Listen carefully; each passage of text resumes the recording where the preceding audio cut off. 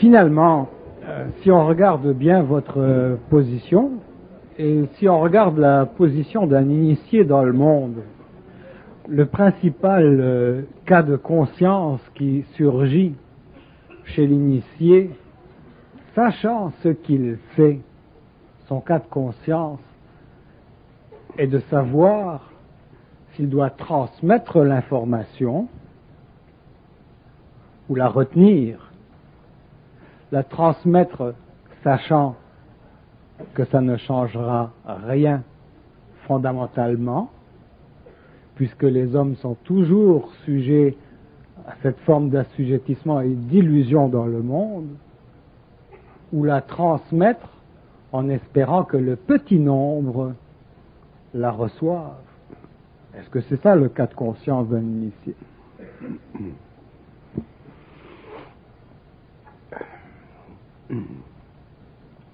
Je ne crois pas que l'initié ait un cas de conscience, parce que l'initié ne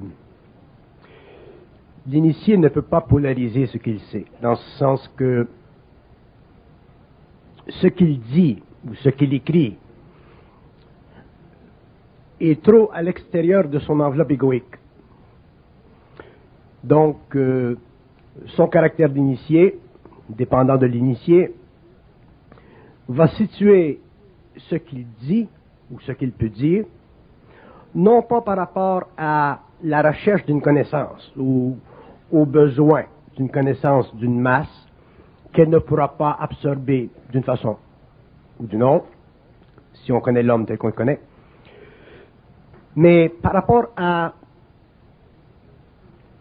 des principes de vie mentale à l'âge où nous en sommes, que lui connaît, qui font partie de l'initiation de l'humanité, parce que lorsqu'on parle d'un initié d'un certain niveau ou d'une certaine conscience, on parle aussi de l'initiation de l'homme, parce que les deux mouvements, le mouvement initiatique sur une planète et l'évolution d'une conscience humaine à court ou à long terme, ça fait partie du même mouvement d'énergie.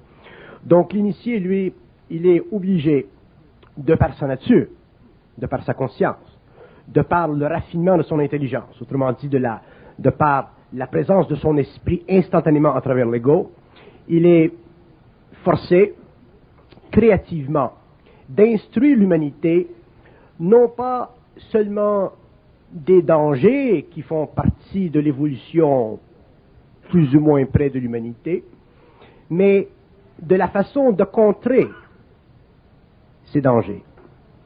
L'initié n'est pas tellement intéressé à la connaissance des dangers, il n'est pas tellement intéressé à la divulgation de ces dangers-là, sur une base pratique, chronologique, événementielle.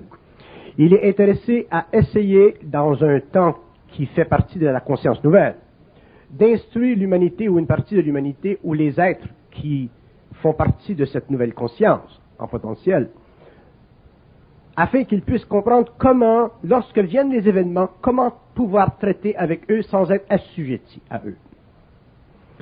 Dans ce cas, dans cette situation, toute la phénoménologie qui se passe dans un temps, sur le plan politique, sur le plan de la guerre, sur le plan des ovnis, ainsi de suite, tout ceci fait partie de la fin d'un cycle pour lui.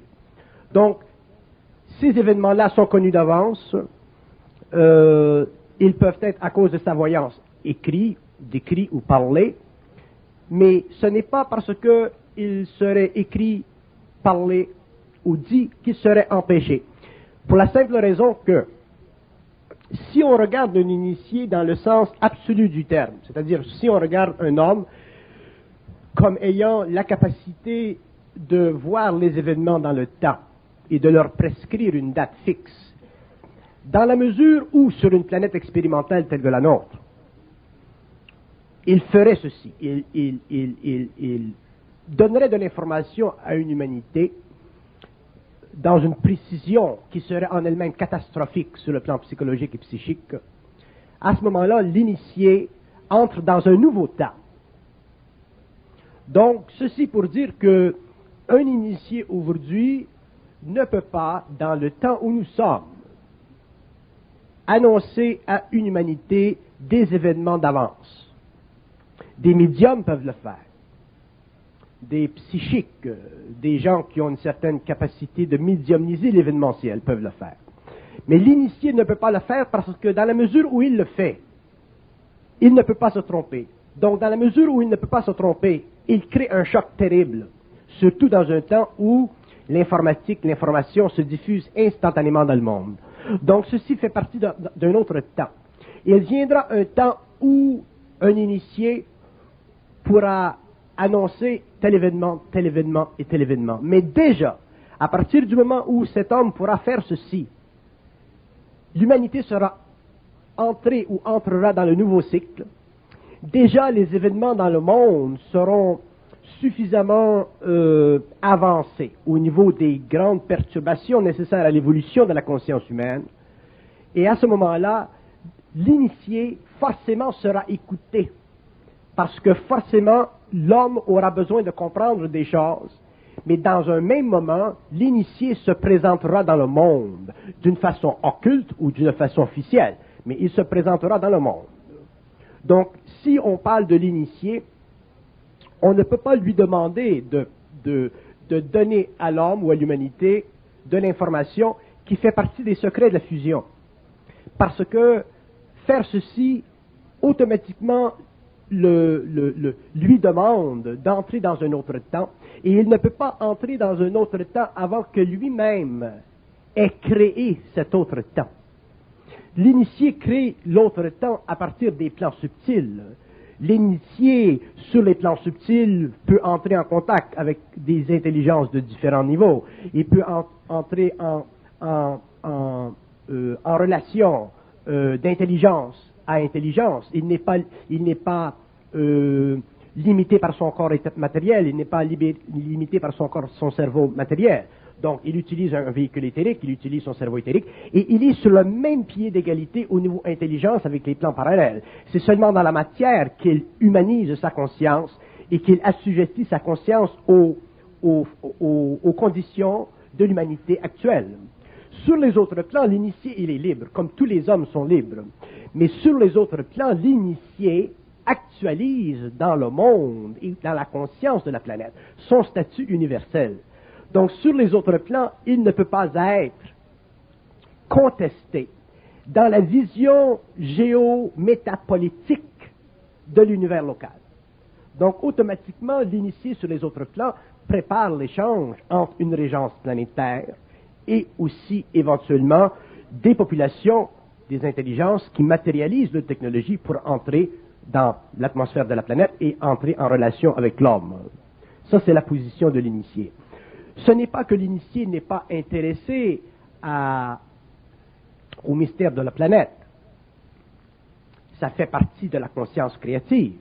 Mais il ne peut pas passer d'un temps dans un autre temps avant que toutes les étapes de cette évolution soient établies, faites, structurées, vécues.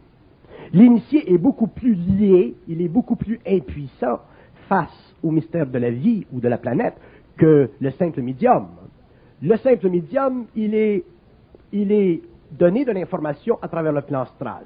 Cette information peut être utilisée pour ou contre l'homme. Cette information sert à un schéma politique qui est extrêmement ombragé, que l'initié peut voir, à travers lequel l'initié peut facilement voir. Alors que l'initié, lui, n'est pas régi par une politique astrale. Il n'est pas régi par une politique qui va à l'encontre de l'évolution de la lumière de l'homme sur une planète en évolution. Il est obligé donc de véhiculer son information par rapport aux besoins chez l'être humain dans un temps tel que le nôtre, d'augmenter sa puissance mentale, c'est-à-dire d'augmenter sa capacité d'intelligence créative, d'augmenter le niveau de son individualité pour ensuite faire face à ce qui viendra demain dans le monde de l'homme pour l'expérience karmique de l'humanité. Il y a des événements dans le monde qui font partie du karma mondial. Il y a des événements dans le monde qui sont écrits, qui ont été prophétisés par Nostradamus, qui ont été vus par d'autres personnes. Ces événements-là sont écrits. Et il y a parmi ces événements-là des événements qui sont réellement astralisés dans ce sens qu'ils ne se présenteront pas. L'initié ne peut pas vivre à l'intérieur de la polarité du vrai et du faux. Le vrai pour lui n'existe pas et le faux non plus. Ce qui existe, c'est le réel, c'est-à-dire l'appointement dans le mental d'une conscience capable de saisir la plus petite subtilité du mouvement de l'énergie dans un univers local qui donne naissance, sur le plan matériel, animal, plantaire, humain ou surhumain, à des conditions d'évolution nécessaires à l'évolution de la race. L'initié est aussi ou autant prisonnier de ce qu'il sait qu'il a le pouvoir de savoir.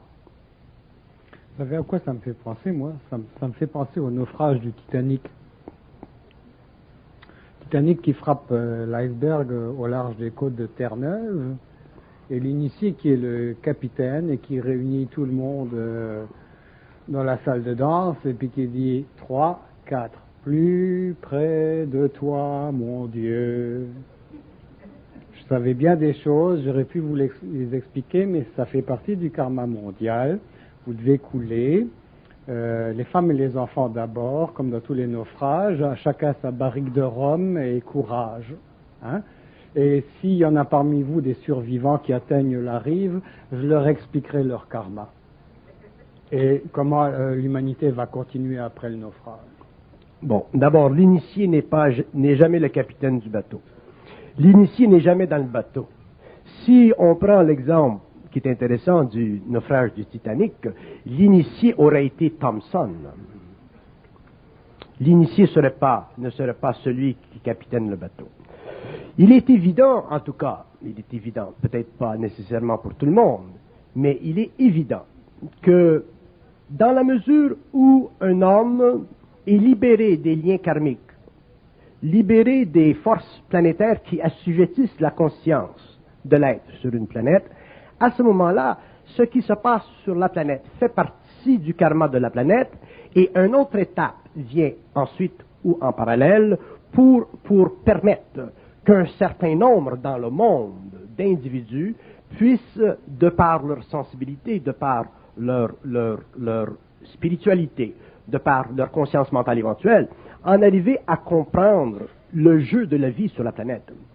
Donc l'initié, c'est un personnage qui a à la fois la fonction créative d'amener l'homme sur le plan individuel, non pas sur le plan collectif, sur le plan individuel, a une conscience suffisamment avancée pour que lui, à cause de son énergie nouvelle, ne soit plus affecté aux conditions karmiques de l'humanité qui finit ou qui arrive au terme d'une évolution. Ça, c'est une loi universelle. Ouais. Je ne dis pas que...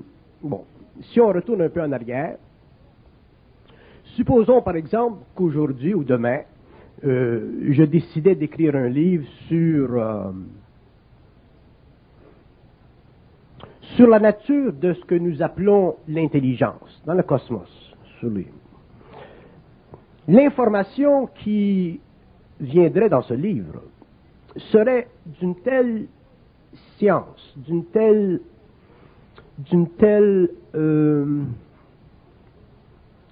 mécanicité à un autre niveau, que l'homme qui vivrait cette information, à cause de son état émotionnel, son état mental, ainsi de suite, serait beaucoup plus retardé dans l'évolution de son mental qu'avancé. Pour la simple raison que le problème avec l'être humain, qui devient moindre aujourd'hui, mais qui demeure quand même, ce n'est pas que l'être humain n'a pas droit à de la connaissance, ce n'est pas que l'être humain n'a pas droit à les aspects rendus d'un certain savoir, c'est que l'être humain n'est pas capable de supporter la connaissance sans défaillir dans sa vie de tous les jours.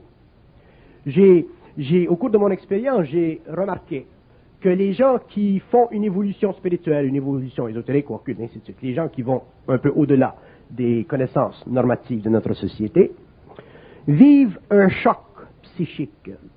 Et ce choc psychique-là, il est bon dans un sens parce qu'il leur permet d'aller plus loin au niveau du développement d'une conscience intégrale. Mais d'un autre côté, il y a des gens qui ne réussissent pas à passer à travers ce choc.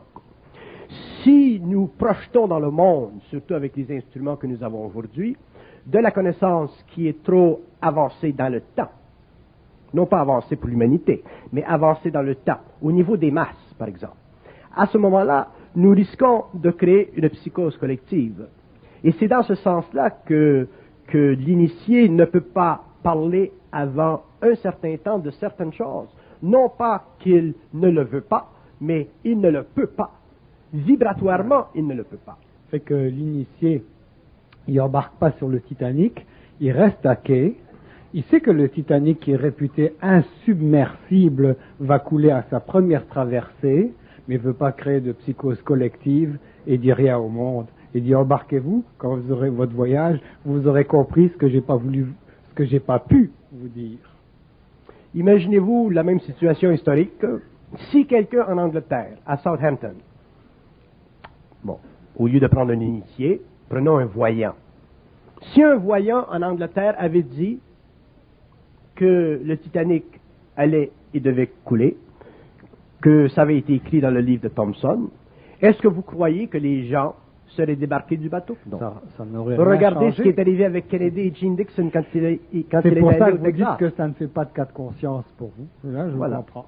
Non, ce n'est pas un cas de conscience. C'est parce qu'il y a des événements qui sont inéluctables, qu'on ne peut pas changer. Voilà. Voilà. Mais malgré que ces événements-là sont inéluctables, vous dites, en parlant de Je peux faire une parenthèse? Oui, faites une grande parenthèse. Si les masses humaines pouvaient saisir, comprendre, absorber la connaissance dans une instantanéité venant d'un initié, oui. À ce moment-là, ces événements-là seraient arrêtés. Mais ce n'est pas le cas.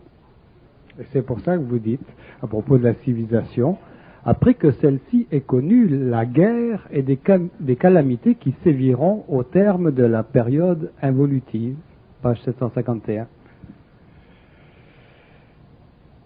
Donc, au départ, vous savez que le Titanic va faire naufrage, qu'il va rencontrer l'iceberg, mais que c'est nécessaire, que cette civilisation-là doit passer par une guerre et des calamités qui séviront au terme de la période involutive.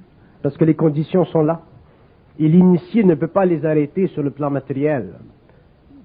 Pour que l'initié arrête des choses sur le plan matériel, il faut qu'il soit dans un autre temps et il faut qu'il travaille avec des forces qui sont utiles à l'évolution politique de la civilisation.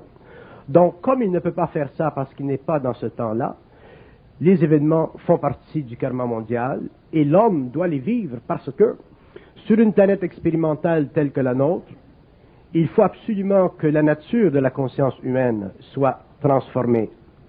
Il faut que l'homme puisse réaliser son inaptitude à vivre selon des principes de conscience sociale, civique, normale, qui ont été développés au cours des siècles. Nous vivons à la fin du XXe siècle, nous sommes présentement dans une crise avec le Moyen-Orient, et malgré le fait que l'Occident réalise certaines choses et que l'Orient réalise certaines choses, nous voyons qu'il n'y a pas de pont. Pourquoi? Parce que le mental de l'homme est astralisé. Donc, si le mental de l'humanité ou des politiciens ou des gens qui travaillent dans le domaine de l'évolution est astralisé, imaginez-vous ce que le mental des masses peut l'être. Donc, il faut que ces événements-là arrivent pour que ceux qui sont aveugles voient et pour que ceux qui voient, entre guillemets, deviennent aveugles. Ceux qui sont aveugles ne verront pas nécessairement. Ceux qui ont un peu de vision pourront voir plus. Mais il y aura certainement beaucoup plus d'aveugles sur la planète que de gens qui verront. Je ne vois pas... C'est pour ça que vous dites que l'homme, dans le tout début de votre livre, n'a pas effectivement de libre arbitre. L'homme n'a pas de libre arbitre, c'est-à-dire qu'il se donne de penser qu'il en a un. Mais s'il regarde sa vie, il voit très bien que la vie est le résultat d'une planification qui fait partie du fait qu'il vient du monde de la mort et qu'il retourne, et ainsi de suite. Mais l'homme a toujours considéré le libre arbitre comme la mesure de sa liberté. Et pour un initié, le libre arbitre est une convention psychique faisant partie de l'organisation de l'ego, faisant partie de la nature du mental inférieur de l'homme, mais ce n'est pas la liberté dans l'esprit de l'homme.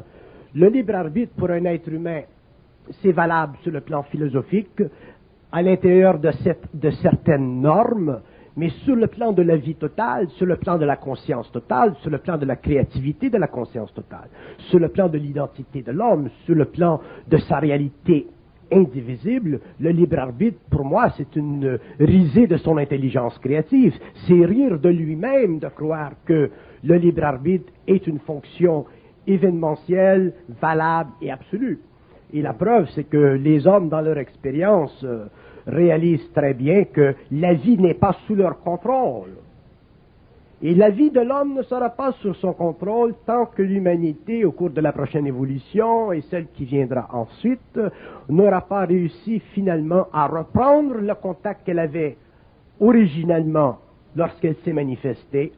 Tant que l'homme n'aura pas le contact avec sa source, tant que l'homme ne connaîtra pas les lois du mental, tant que l'homme ne comprendra pas les lois de la pensée, tant que l'homme ne vivra pas d'un mental totalement libéré des aspects ombrageux de la qualité astrale de sa conscience évolutive, l'homme ne sera pas libre, il sera un être expérientiel et il fera automatiquement partie de l'expérience de la planète. Donc, en résumé, l'homme n'a pas de libre arbitre parce qu'il n'est pas conscient de l'événementiel. S'il avait conscience de l'événementiel, il serait un initié. À ce moment-là, il pourrait agir sur l'événementiel. Mais c'est parce qu'il n'en a pas conscience qu'il n'a pas de libre arbitre. S'il n'en a pas conscience, c'est parce qu'il n'a pas d'information lui venant de sa source. C'est parce qu'il a oublié de se souvenir. Oui.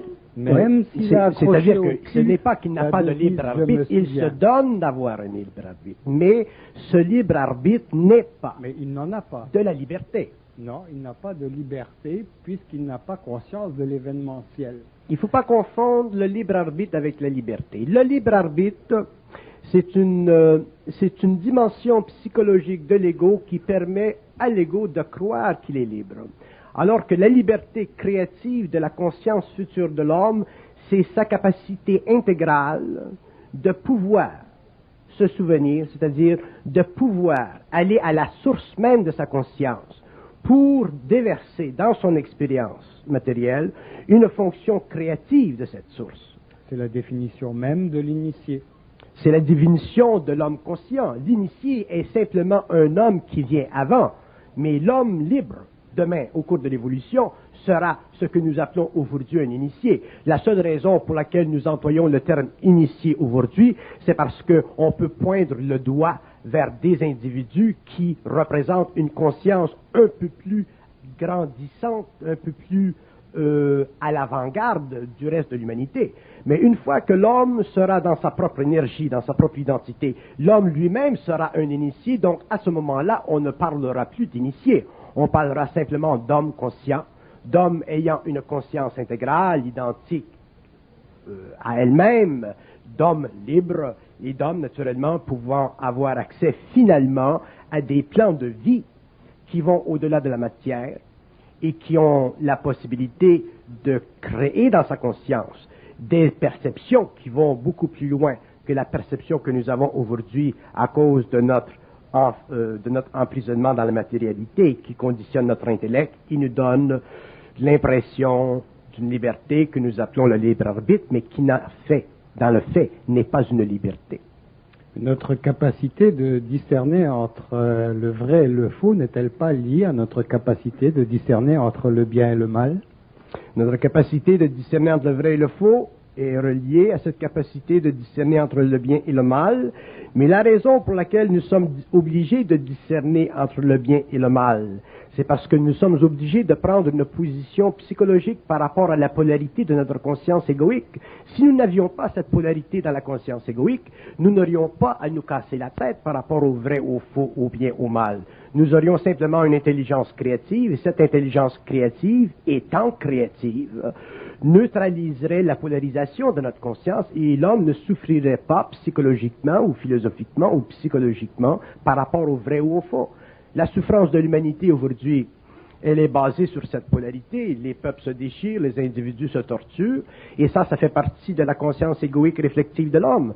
Mais si et lorsque l'homme aura une conscience intégrale, à ce moment-là, le vrai, il le verra, le faux, il le verra, mais il ne sera pas lui-même régi par la loi du vrai et du faux, parce que le vrai, c'est l'aspect inférieur d'un réel coloré par l'astral. Le faux, c'est l'aspect encore plus inférieur d'un astral que colore l'ego. Donc, à ce moment-là, l'homme sera au-dessus de ceci. C'est pour ça que... Mais au-dessus de ceci, c'est en dehors de la vérité. Au-dessus de la polarité, c'est être libre en dehors de cette polarité. Si vous me demandez, par exemple, est-ce que vous pouvez voler? Je ne peux pas voler, non pas parce que voler c'est mal, mais parce que voler, pour moi, ce n'est pas une action créative, donc c'est une action qui va contre la lumière de l'homme. Par contre, si vous allez dans un pays où il y a beaucoup de pauvreté, et que vous demandez à un pauvre pourquoi il vole, il va dire « je dois voler parce que je dois empêcher mes enfants de mourir ». Donc, le mal, ce mal, qui n'existera moins dans notre société un peu plus abondante, va exister dans sa société et il va être rationalisé par le type qui doit voler ou enlever à quelqu'un qui a plus pour donner à quelqu'un qui est en train de mourir. Et si on amenait ce type-là devant la justice, dans une sagesse suffisamment pragmatique, pourrait dire « oui, c'est vrai, vous avez volé, mais vous avez volé pour empêcher que quelqu'un meure, donc nous allons considérer ceci. » Et l'on pourrait dire que le juge avait suffisamment de sagesse pour ne pas être pris dans la dogmatique du vrai et du faux. Et nous voyons ça constamment dans notre société.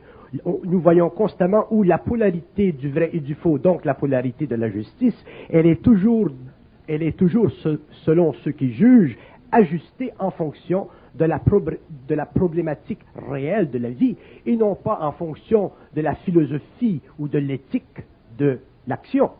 Ok, mais ça, ce sont des aspects psychologiques ou moralisateurs du bien et du mal. Mais moi, je veux parler du bien et du mal en tant que manifestation de deux forces antagonistes sur la planète qui sont pro-homme et anti-homme. Je ne parle pas des fonctions moralisatrices ou des aspects psychologiques. Je parle d'une agression. Et là, je reviens au phénomène ovni.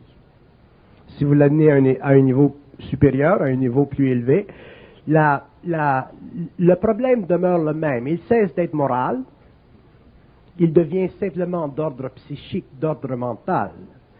Si il y a, comme vous dites, et effectivement, il y a une contestation ou une situation de tension entre différentes forces dans le cosmos qui se rapprochent de l'homme et qui peuvent intervenir dans la vie de l'homme ou de la vie de la planète, il ne s'agit pas pour l'homme d'être naïf, c'est-à-dire de prendre position pour l'un ou pour l'autre.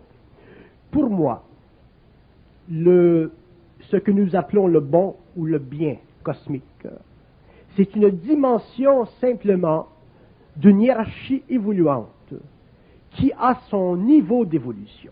Il y a dans le cosmos des êtres qui sont bien, comme il y a dans le cosmos des intelligences qui sont plus maléfiques, plus négatives.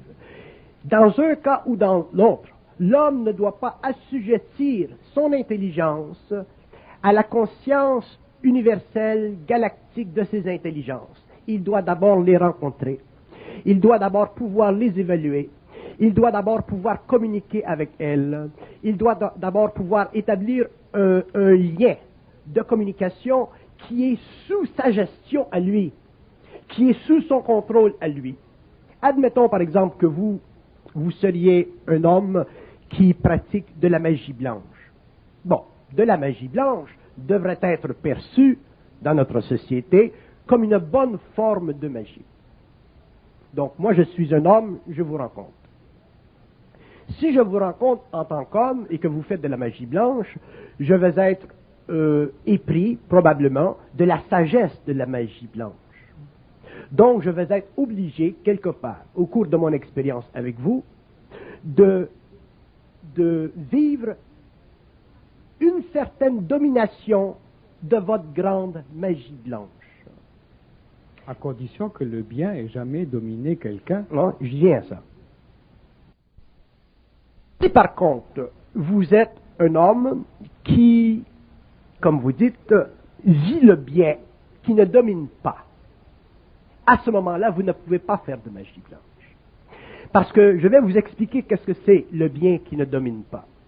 Le bien qui ne domine pas, c'est le bien qui n'est pas relié d'aucune façon à l'expérience de l'âme de l'être scient en évolution. Le bien qui ne domine pas, c'est de l'énergie pure. C'est une énergie créative qui a son infinité et qui part des plans les plus élevés vers les plans les plus bas et qui n'est pas personnalisable. C'est pour ça que je dirais que dans le temps qui vient, les hommes qui verront des hommes venir dans le monde et faire un acte de magie, qu'elle soit noire ou qu'elle soit blanche. Si elle est noire, c'est plus évident, malgré qu'il y a des gens qui s'intéressent beaucoup à la magie noire et qui la trouvent très bien. Mais qu'elle soit noire ou qu'elle soit blanche, à partir du moment où un homme utilise les forces créatives de sa propre lumière aux yeux des hommes non initiés, c'est-à-dire aux yeux des hommes qui sont à un niveau ou à un autre, influençables parce qu'ils ne sont pas dans le centre même de leur conscience, ces hommes pratiquent de la magie. Et cette magie, elle est dominatrice, même si elle fait partie du bien. Nous avons dans le monde aujourd'hui de plus en plus d'exemples de personnes qui optent pour une certaine sorte, pour un certain ritualisme, qui est une forme de magie blanche.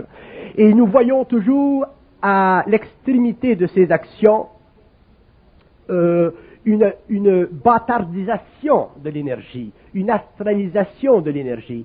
Pourquoi? Parce que l'homme, tant qu'il n'a pas de centre mental parfaitement développé, est facilement mesmérisé, intéressé, fasciné par sa propre énergie. Et lorsqu'un homme est fasciné par sa propre énergie, il est fasciné par son pouvoir. S'il est fasciné par le pouvoir de son énergie, elle est astralisée et elle astralisera ceux qui sont autour de lui. Donc le bon, comme vous dites, le bien qui n'astralise pas, qui ne domine pas, c'est un bien qui ne fait pas partie de la conscience de la Terre aujourd'hui. C'est un bien qui sera absolument extraordinaire lorsqu'il sera révélé à l'homme, mais il ne sera pas révélé à l'homme sur un plan collectif mondial. Il sera révélé à l'homme sur ou à l'intérieur d'un deuxième ou d'un troisième ou d'un premier éther faisant partie de la construction éthérique de la planète. Il sera révélé à l'homme dans des conditions qui ne troubleront pas les conditions de l'homme de l'évolution et qui permettront à l'homme de l'évolution ou les races actuelles de continuer leur acheminement karmique, d'en arriver éventuellement à disparaître selon le besoin de l'évolution. Mais les hommes qui seront dans ce que vous appelez ce bien-là qui ne domine pas, ne pourront pas manifester exotériquement ou à l'extérieur d'eux-mêmes ou dans le monde, à n'importe qui, pour des raisons de manifestation de cette énergie. C'est impossible parce que la lumière ne peut pas se dévoiler à ceux qui n'en ont pas. La lumière se dévoilera à ceux qui n'en ont, et ceux qui en ont ne seront plus affectés par elle. Donc à ce moment-là, ce sera la fin de la polarité du bien et du mal, et l'homme entrera dans un nouveau temps, et la science qui naîtra de ce nouveau temps, dans le temps, petit à petit, au cours des siècles, se mélangera avec la science de l'homme, et si l'homme a été influencé par des sciences dites extraterrestres, si l'homme a été influencé au niveau des gouvernements par des sciences paranormales ou par des sciences immatérielle, cette science que l'homme lui-même aura amenée dans les éthers de la planète neutralisera l'autre qui sera venu dans un temps où les hommes devaient être conquis à cause des lois de la polarité et à cause de la lutte qui se fait maintenant dans les sphères pour son esprit. Bon. Alors si le rôle des ufologues est de dénoncer l'aspect agressif, violent de la manifestation extraterrestre individuelle avec des séquelles physiques, est-ce que le rôle d'un initié n'est pas de dénoncer l'aspect psychique d'une manifestation qui passe à travers un média collectif et qui a des séquelles bien plus importantes au niveau du psychisme sur la planète? Mais est-ce que la question c'est, pouvez-vous ne pas prendre parti et cause du phénomène ovni? Pouvez-vous rester en dehors, sachant ce que vous savez de l'intrusion extraterrestre et de sa manifestation sur un psychisme collectif? Est-ce que vous pouvez rester en dehors et être neutre? je peux rester en dehors et être neutre jusqu'à temps que des gens soient intéressés à m'écouter. Autrement dit, mais le sont-ils? Que veulent-ils entendre? les gens ne sont pas intéressés ou les gens commencent. Si vous savez que vous avez affaire à un public d'autruche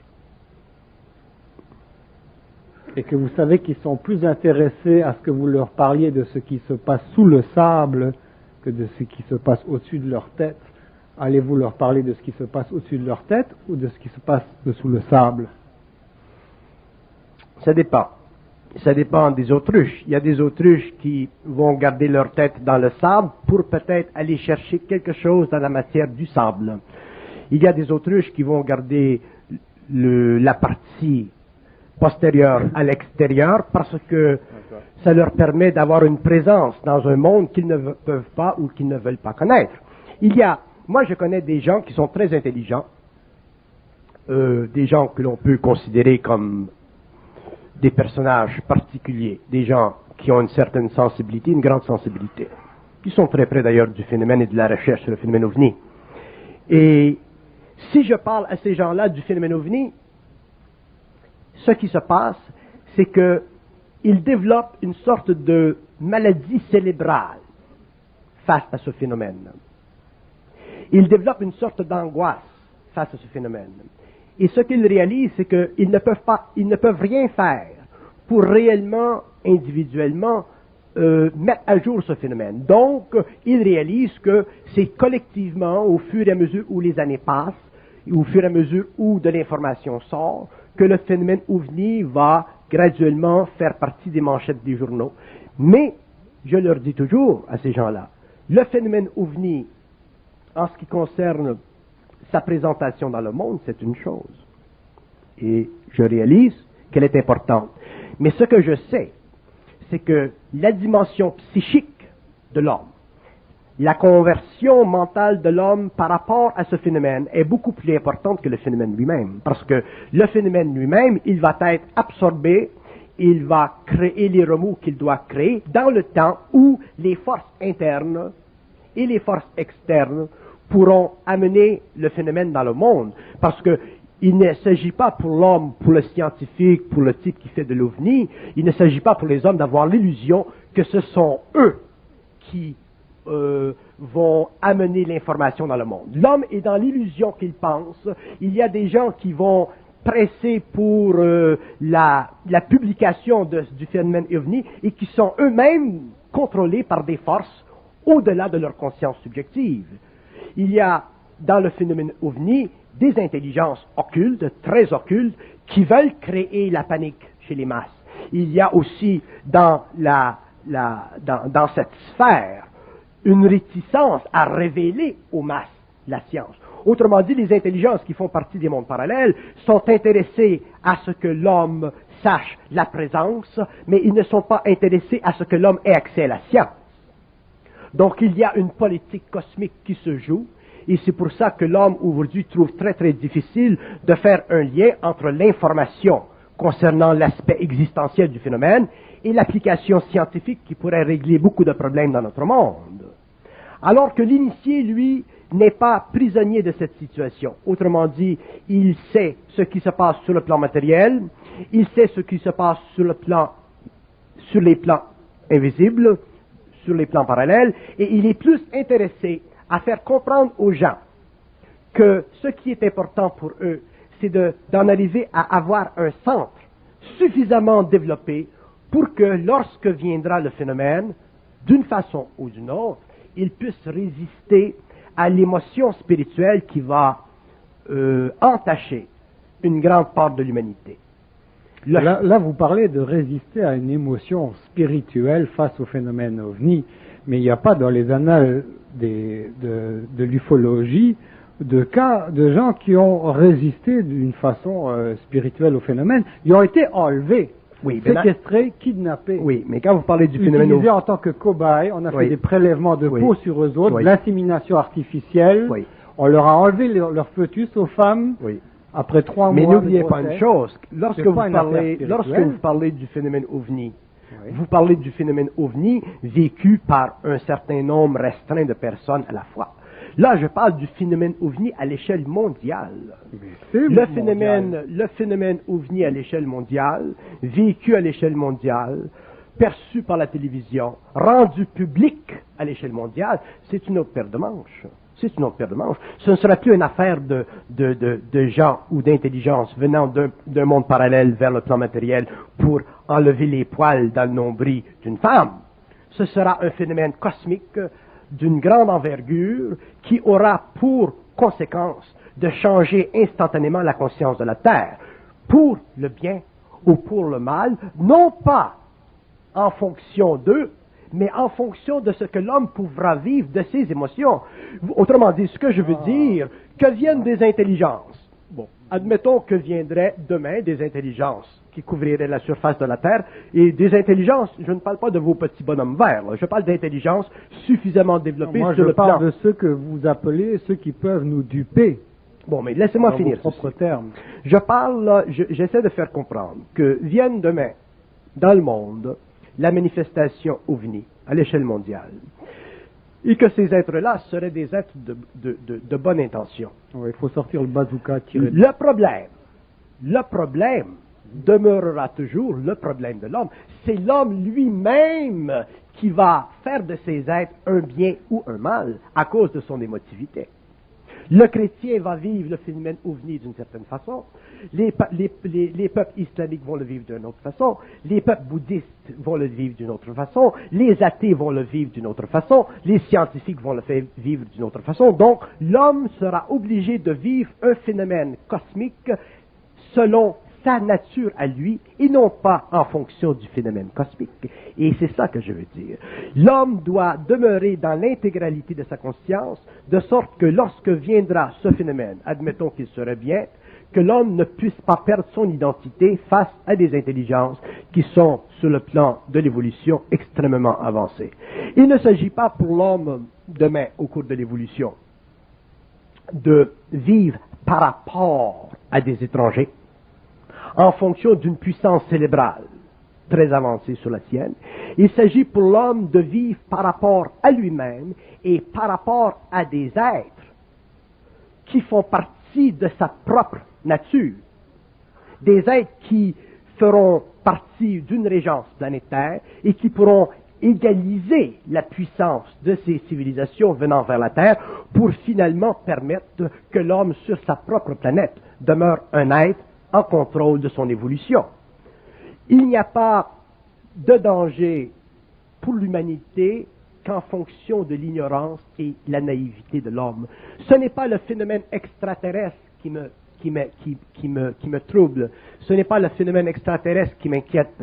C'est la naïveté, la spiritualité, la bonasserie de l'homme, la tendance à espérer, l'incapacité d'être dans sa propre nature. C'est ça qui m'inquiète. C'est pour ça que si on prend le livre, vous dites que le livre traite, ou l'axe du livre est sur le phénomène ovni, et je ne suis pas de cet avis. Pour moi, j'ai fait un petit chapitre sur le phénomène ovni, parce que c'était bon que je le fasse, et je l'ai fait pour montrer et mettre en parenthèse à la fois tout ce que je dis dans le livre, qui fait partie de l'évolution de la conscience de l'homme, et cette partie historique, créative du phénomène ovni, que l'homme devra éventuellement pouvoir traiter d'une façon intelligente. Donc, sur 59 chapitres, j'ai gardé un petit chapitre sur le phénomène ovni, et j'ai fait 58 chapitres sur l'évolution de la conscience de l'homme, sur l'évolution des mécanismes de sa pensée, sur la puissance du monde astral, pour que l'homme, petit à petit, puisse entrer graduellement dans sa conscience, et ensuite regarder le phénomène ovni d'une façon totalement non biaisée, non polarisée, non assujettissante, libre. Oui, mais est-ce que vous êtes d'accord avec les prophètes chrétiens qui annoncent les temps de tribulation à venir en relation directe avec une intrusion venue de l'air, d'outre-espace? Donc, si vous reconnaissez le phénomène extraterrestre, si vous voyez des temps difficiles à venir pour l'humanité, des calamités, etc., Est-ce que vous voyez, vous, que ce problème OVNI est au centre même de cette, pas troisième guerre mondiale, parce qu'il ne s'agit pas d'une troisième guerre mondiale, il s'agit d'un plan de subjugation universelle. Il s'agit d'un choc de culture. Parce que d'abord, dans le phénomène S'ils sont au centre, quand bien même ils feraient partie que de 1/59e de vos chapitres, si c'est le centre même de l'histoire, ils couvrent les 59 chapitres. Si nous parlons du phénomène OVNI, Si notre il y a dépend autant de civilisations, d'ailleurs il y a beaucoup plus de civilisations que l'homme peut s'imaginer. Donc, il y a différents niveaux d'intelligence, différents niveaux d'évolution, différentes capacités de comprendre l'être humain. On ne conteste pas. Bon, Ça. à partir de ce moment-là, il ne s'agit pas pour l'homme de vivre ce phénomène OVNI qui est inévitable d'une façon qui ressemble à celle de l'autruche. Autrement dit, il ne s'agit pas pour l'homme de vivre le phénomène OVNI dans une ignorance de lui-même. Il faut que l'homme se connaisse lui-même. S'il se connaît lui-même et qu'il entre éventuellement en contact avec différentes civilisations, différentes sortes de personnalités étrangères, à ce moment-là, il sera capable, à cause de la nature de son moi, à cause de l'universalité de sa conscience, de pouvoir communiquer avec ces êtres-là d'une façon universelle et de rejeter ceux qui seraient en dessous de lui. Autrement dit, il s'agit pour l'homme de ne pas se laisser mesmériser par des civilisations qui peuvent en apparence être bonnes parce qu'elles ne sont pas mauvaises, mais qui, d'une façon ou d'une autre, à cause de leur présence sur la Terre, créeraient une domination parce que l'homme n'est pas capable de faire la gestion créative et mentale de son émotion. Autrement dit, il faudrait être capable de les toiser, d'arriver à la même hauteur que d'autres, ou au moins de les dominer pour ne pas être dominé par eux. Qu'est-ce qui nous garantit de leurs intentions? Il ne s'agit pas pour l'homme de les dominer, il s'agit pour l'homme de développer une conscience universelle que ces intelligences, ces êtres, possèdent. Il y a des intelligences extraterrestres qui ont une conscience universelle très avancée.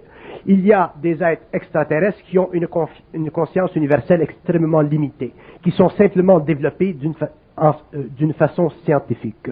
L'homme, lui, a un avantage sur cette planète, c'est-à-dire qu'il a été créé en fonction du développement éventuel de sa conscience mentale éthérique. Donc, il a déjà la capacité de comprendre universellement ses rapports avec des civilisations qui viennent d'outre-espace. Ça fait partie déjà de sa conscience moléculaire. Mais ça n'empêche pas qu'il est utilisé comme cobaye. Oui, mais ça fait partie des lois de l'évolution, ça fait partie du karma de la planète, et l'homme ne peut pas empêcher ceci. Autrement dit... Qu'on ne vienne pas me dire alors que ça fait partie de ma propre nature, je ne suis pas autodestructif. Ça fait partie. Je n'ai jamais demandé à servir de cobaye à ces intelligences du cosmos intergalactique qui veulent faire de moi un champ d'expérience pour l'évolution de leur propre science. Alors, rien à foutre, je leur fais un bras d'honneur avec le doigt levé de même. Oui, mais vous avez la chance de pouvoir leur faire un bras d'honneur. Mais ce ne sont pas tous les hommes, toutes les populations qui peuvent faire un bras d'honneur. Moi, ce qui m'inquiète, c'est leur avancée scientifique. Ce n'est pas une preuve d'intelligence pour moi, c'est une preuve de leur domination sur nous autres. Mais oui, mais ça fait partie de votre conscience à vous. Oui, mais on ne peut pas traiter d'un pied d'égalité avec ces gens-là. Mais oui, on peut traiter d'un pied d'égalité avec ces gens-là. Ça des gens. Hein? L'homme peut traiter d'un pied d'égalité avec n'importe quel être science venant de n'importe quel... Elle est là... En leur mettant un pied sur la gorge, comme il y a sur votre livre, là. Non. Un pied sur la tête du serpent. Écoutez, je vais vous dire une chose. En tout cas, je vous le dis à vous d'une façon personnelle. Ok, bouchez-vous les oreilles. Je vais vous dire une chose. Si... Et ça, c'est votre problème. Oui, vous comprenez? C'est votre problème, mais je vous le dis. Si, et je vous prends comme modèle de l'homme en évolution, je vous prends comme personnage faisant partie de ce mouvement de conscience. Donc, je m'adresse à vous parce que si vous ne comprenez pas, ça va prendre beaucoup plus de temps à d'autres de comprendre, à moins que je sois dans l'illusion que vous compreniez et que d'autres comprennent alors que vous ne comprenez pas. Ce que je veux dire en otage, vous autres, là. Ah, il vient de vous prendre en otage, là. Ce que je veux dire, c'est ceci. Je le dis parce que je le dis. Ne demandez-moi pas une preuve. Je dis que l'homme a la capacité intégrale, sur le plan matériel, sur le plan mental, sur le plan astral et sur le plan éthérique, d'être dans son énergie de façon absolue, universelle, incontestable, par rapport à n'importe quelle autre conscience humaine, physicalisée, éthérisée, astralisée. Ce qui revient à dire que l'homme a un droit de refus absolu face à toute ingérence étrangère dans son monde. Mais oui, effectivement. Bon. Je le manifeste. C'est pour ça que j'ai toujours dit que viendra le temps, dans l'évolution de cette planète, où l'homme, à cause de son énergie, dans son énergie, pourra créer, avec d'autres êtres, évoluer, ce que j'appelle une régence planétaire. Non, je fais un phénomène de rejet. Mais oui, mais on me les greffera pas, ces affaires-là. Je oui, les ai vues, je comprends ce c'est que... qu'on vienne pas me conter qu'ils sont blonds et aux yeux bleus, puis que c'est des beaux êtres avec des ailes dans le dos, c'est des monstres. Puis c'est des êtres hybrides qui datent peut-être de la disparition de l'Atlantide, puis qui sont des hybrides, une race en voie de dégénérescence et qui a plus la capacité de se reproduire de façon biologique, de façon saine, et qui sont obligés de venir faire des prélèvements de sang dans les organismes humains pour assurer leur propre survie, puis on n'est rien d'autre que des cobayes à leurs yeux. Il n'y a aucun sentiment, aucune considération pour nous autres. Aucune. Non, je suis d'accord. Il y a du monde qui veulent qu'on paye la vasine pour se faire enculer, ben allez-y, ouvrez vos bourses. Ouais. Sans moi. Je suis d'accord avec votre position. Je parle que de faits, moi. Oui, je suis d'accord avec... Je avec... n'extrapole pas philosophiquement, ce sont des choses qui sont reconnues, ufologiquement parlant, des témoignages incontestables. Et vous allez y changer quoi? Bon, moi, je m'en vais aller cultiver mes tomates à Sainte-Marthe-sur-le-Lac. Puis je sors du public, puis je reviendrai quand mes tomates seront mûres, puis je viendrai la foutre dans la gueule de ceux qui viendront nous faire la promotion des extraterrestres. C'est tout. Je ne changerai rien. J'attends que mes tomates mûrissent. Et qu'ils se l'ouvrent la gueule, et qu'ils nous viennent nous la vanter, la civilisation extraterrestre, qui est totalement luciférienne. Vous le savez, sans parler. Quand vous parlez du double luciférien, vous le savez. Évidemment, il y a un contrôle sur la planète. On ne peut pas le nier. On le sait. Oui, on le sait, mais de là à se fatiguer, à vivre toute des tensions par rapport à ce phénomène-là, pour moi, c'est une perte d'énergie. Pour moi, si nous savons qu'il existe, si nous savons que l'homme en évolution de conscience n'est pas affecté par ces êtres, qu'il n'est pas dominable par ces êtres, à ce moment-là, déjà, nous savons où nous allons. À ce moment-là, au moins, nous avons la capacité de comprendre d'abord notre nature, de nous occuper de notre nature, pour en arriver finalement à pouvoir contrer ces autres natures. Mais si l'homme ne s'occupe pas de lui, n'en arrive pas, à travers peut-être vos mouvements, à réagir, mais en allant plus loin que la simple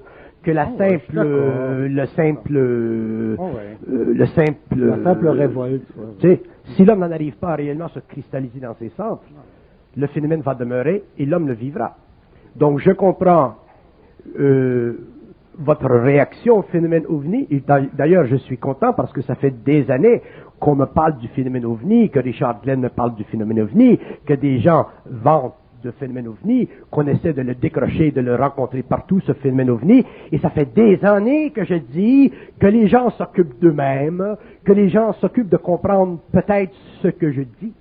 Peut-être qu'il y a dans ce que je dis quelque chose de réel. Certainement, il y en a. Peut-être qu'il y a quelque chose. S'il y a quelque chose de réel, à ce moment-là, vous pouvez tester, l'homme pourra tester, pour en arriver finalement à ne plus être affecté par le phénomène OVNI.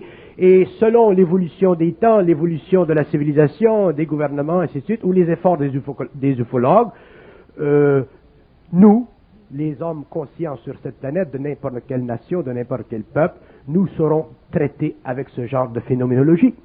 Mais si nous nous occupons pas de nous, de la conscience de l'homme, si nous n'en arrivons pas à avoir un mental qui est réellement assis dans notre propre lumière, ce phénomène OVNI, d'une qualité ou d'une autre, deviendra pour l'humanité un très grand fardeau psychique, une très grande souffrance, une très grande lueur d'espoir, une très grande domination.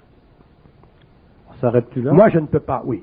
Je ne peux pas je comprends que vous vous fâchiez contre le phénomène ovni et tout ça. Ça, je comprends. Et c'est bon, d'ailleurs, que vous le fassiez parce qu'au moins, ça va placer. Je ne peux pas me compter d'affaires, je les ai vus. Oui, d'accord. Fait que, Ouais, d'accord. ma recherche, elle a commencé il y a 30 ans. Mais n'oubliez pas une chose, hein. 30 ans. Vous savez ce que nous disions ce soir. Il y a des gens dans le monde qui ont la fonction, dans le travail, de démontrer. Moi, j'ai pas de fonction. Non, moi. je ne parle pas de J'ai vous. vu un Je phénomène ne se parle pas de manifester vous. devant moi et j'ai dit je n'aurai de cesse avant que je sache ce que c'est. Oui. J'ai compris au bout de 30 ans que c'était de nature démoniaque. Je sors du circuit, point final. Oui. Mais je ne parle pas de Chacun vous. fasse ses recherches. Je dis qu'il y a des gens qui font de la recherche. Je dis qu'il y a des gens Il y en a qui en vivent de ça. qui en C'est des vivent. belles émissions Bon, alors, expérimentales. ça fait partie de leur expérience. Moi, en ce qui me concerne, et pendant les années à venir, parce que je n'ai pas encore l'intention de me lancer dans Déjà, vous le en avez regard. dit beaucoup là-dedans face au phénomène ovni, puis vous ménagez aussi l'aspect susceptible des gens, la susceptibilité des gens, puis aussi leur faiblesse. Vous ménagez la chèvre et le chou là-dedans. Okay. Vous montrez les deux aspects du phénomène. Oui, Okay. je montre les deux aspects. Moi, je trouve qu'on est confronté à un phénomène de survie dans les temps à venir très proche, là. Très proche, parce que sa manifestation, elle est incroyable aujourd'hui sur la planète. Malheureusement, on n'a pas confiance dans les témoignages. Hein. On préfère écouter des scientifiques ou des autorités qui nient le phénomène. Et puis tout le monde est fou. Puis il y a des plaisantins où la population est prise de délirium tremens partout. Hein. Oui, mais n'oubliez pas une chose, hein, que même si ceci était démontré, même si ceci ou quand ceci viendra à la surface, Il y en a ce encore sera qui voudront simplement pas. le début des problèmes. Parce que il y en a qui prendront ces phénomènes pour une divinité. Oui, qui il y en leur a font des d'autres. ambassades à Bon, Jérusalem. voilà. Donc, le mal ne sera pas changé de Non. place. Il y a des percepteurs du phénomène extraterrestre sur la planète aujourd'hui. Il y en a qui vivent de ça, c'est vrai.